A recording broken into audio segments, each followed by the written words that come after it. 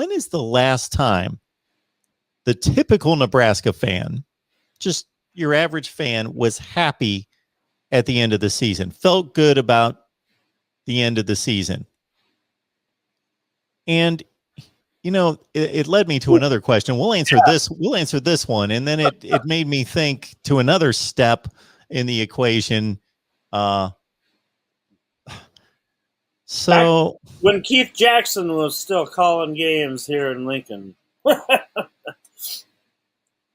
Sorry, I didn't mean to disrail your thoughts there. Well, yeah, because Bo Pelini he consistently won 9 games. I think he won 10 one year. Yeah, the year they went to the Big Ten championship game. But there was usually a thud at the end of the year. Exactly. So. And he didn't take that very well. Yeah, so even this was a really good season, this 2010 season, the last year in the Big 12, when you take Oklahoma within 3 points. Still rolling. Nebraska had not dropped off yet there at that point. So Nebraska finished 10-4. They take Oklahoma to the wire in the Big 12 championship game. They lose unexpectedly to Washington in the Holiday Bowl. So again, that's because they played Washington the first game of the year and beat the heck out of them. Yeah. Yeah. That was a really strange situation. Yeah. Where they had the rematch against Washington after they beat them by 5 touchdowns. And the year before, I got to think that this would be it right here, would be 2009 was, of course, the Colt McCoy throw out of bounds. Was there still a second left? Do they beat Texas? They came. So Nebraska fans, understandably, should have been, and I'm sure were pissed off, but still proud of their team, pissed off about the result, proud of their team. The pinnacle of Nebraska fans' hatred of Texas, right? Yeah, taking the number 2 team and basically, depending on your scorekeeping, your timekeeping, beating them, and then they annihilated Arizona in the Holiday Bowl that year. So maybe that was the last time could feel pretty good about a 10-4 finish, playing the number 2 team in the nation, basically outplaying them defensively, just putting a chokehold on one of the best offenses in the country. Yeah. Because that was just a rock fight. I remember I was extremely impressed watching Nebraska play defense in that game against Texas, because they were scoring 45 points against everybody. Hey, I was living in Nashville at the time, and working on the national team at Rivals, and I got tickets and drove up. Me and my buddy, who's a musician from Abilene, Texas, who went to Texas.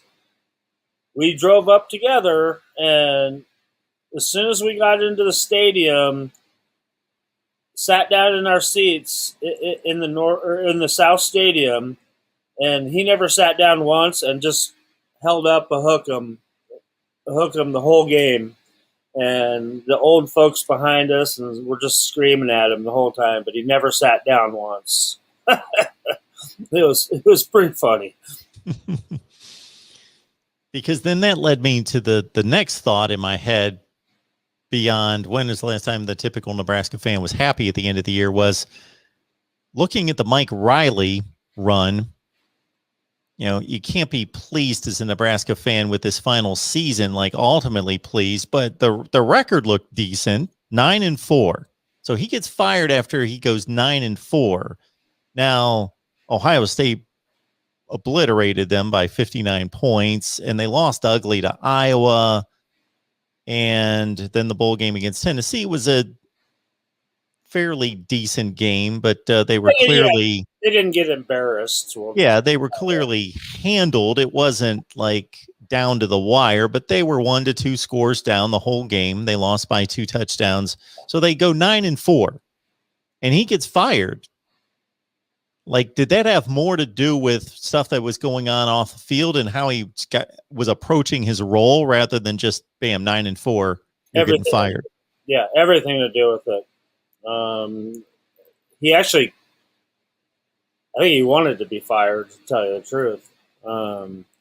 But no, he had embarrassed himself more times than you can count, and had embarrassed the university so much that the writing was on the wall. I mean, there had been times like behind the scenes when he would just snap and start screaming at a reporter because they were laughing, thinking they were laughing at him, but no, they were in a conversation with another reporter in a private conversation. And they start laughing, and he would think they're making fun of him. But no, he just embarrassed the university so much, and you couldn't keep on with him. And it was unfortunate because I like Coach Pelini. I spent several times with him that were great. Times on bowl trips and stuff when he was one of the funniest guys I ever talked to. But then you'd turn around and all of a sudden he'd probably be the biggest jerk that you've ever met. So yeah, and it's well documented on national television on the field the way he would act during games and stuff. So yeah, it wasn't so much the record; it was just it was time to move on. And then the big mistake probably was bringing Mike Riley in. It's hard to blame anybody for that. I don't know, but the biggest thing about that was when Nebraska announced that Mike Riley was hired. I think 95% of the comments I saw was who? Nobody knew who he was. And when he's got a well-proven track record in the college and the pros, but yeah. So that's what the problem is, that people are worried so much about Scott Frost and the production that he's had here. And like we said earlier in the show, you're going to fire Scott Frost. What's your plan A after that? What's your plan B after that? What's your plan C after that? And bottom line is, you got to win games, and things will turn around. A positive season this year goes a long way to put a lot of these questions to bed.